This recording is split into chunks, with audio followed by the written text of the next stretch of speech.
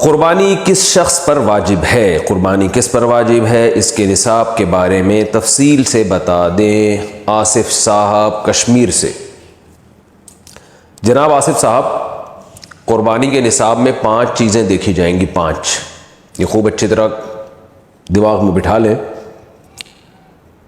اور یہ 5 چیزیں کس دن دیکھی جائیں گی؟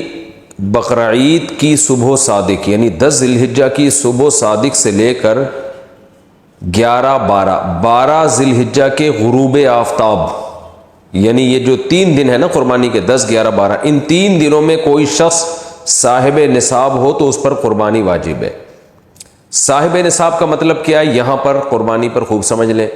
سونا ہو کسی کے پاس، یا چاندی ہو، یا مال تجارت ہو۔ تجارتی مال کا مطلب وہ چیز جو بیچنے کی نیت سے خریدی ہو، کوئی پراپرٹی ہے بیچنے کے لیے خریدی، دکاندار کا جو جتنا سامان دکان میں پڑا ہوتا ہے سب بیچنے کے لیے خریدا ہوتا ہے، کوئی کپڑا آپ نے خریدا تھا، خریدتے ہوئے بیچنے کی نیت تھی، تو یہ تجارتی مال کہلاتا ہے۔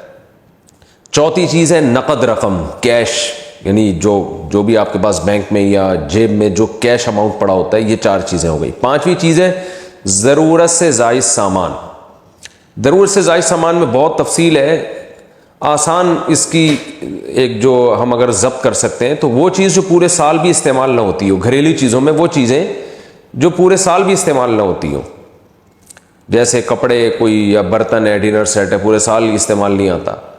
اسی طرح کوئی پراپرٹی پڑی ہوئی ہے جو نہ کرائے پر دی ہے آپ نے اور نہ آپ اس میں رہتے ہیں، وہ پراپرٹی بھی ضرورت سے زائد میں داخل ہے۔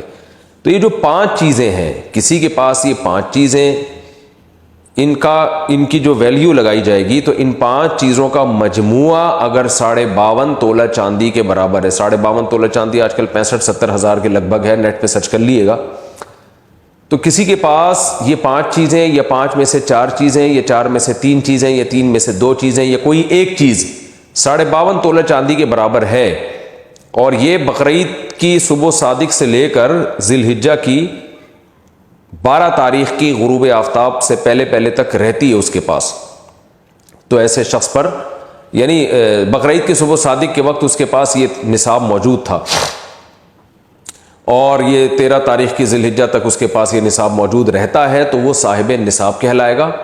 13 تاریخ نہیں، 12 تاریخ، 10، 11، 12، 3 دن، تو وہ صاحب نصاب کہلائے گا اور اس پر قربانی واجب ہے، بشرطے کہ یہ جو 5 چیزیں یا 4 یا 3 یا 2 چیزیں میں نے بتائی ہیں، ان میں سے سب سے پہلے قرضہ مائنس کیا جائے گا، یعنی قرضہ مائنس کر کے 52.5 تولہ چاندی کے برابر بن رہا ہو۔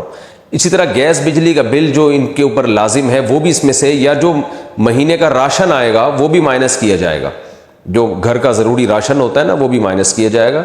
مائنس کرنے کے بعد اگر 52.5 تولہ چاندی کے برابر رقم بچ رہی ہے تو ایسے شخص پر قربانی واجب ہے، چاہے مرد ہو چاہے عورت ہو۔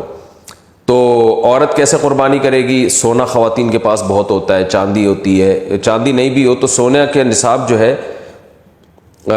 اس کے ساتھ اگر 1 روپیہ بھی ہے تو وہ بھی 52.5 تولہ چاندی کی قیمت دیکھی جائے گی اس میں بھی۔ تو عورت کیسے قربانی کرے گی؟ اس کے پاس تو کیش نہیں ہوتے عام طور پہ، تو پورے سال جمع کرے، تھوڑے تھوڑے اپنی جیب خرچی سے بچایا کرے، یا سونا کو بیچ کر کرے۔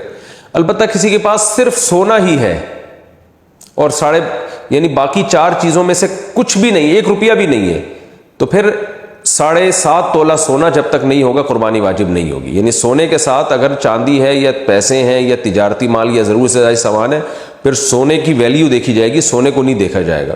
لیکن اگر صرف سونا ہی ہے تو پھر 7.5 تولے سونے سے کم پہ نہ زکوٰۃ ہوتی ہے نہ قربانی ہوتی ہے۔ تو یہ ہے، تفصیل سے آپ کو بتا دیا۔ تو آپ چاہیں تو اس میں ایک گائے میں حصہ لے لیں، چاہیں تو بکرا لے لیں، چاہیں تو دمبا لے لیں۔ مرد پر الگ واجب ہے، عورت پر الگ واجب ہے، جو بھی صاحب نصاب ہوتا ہے۔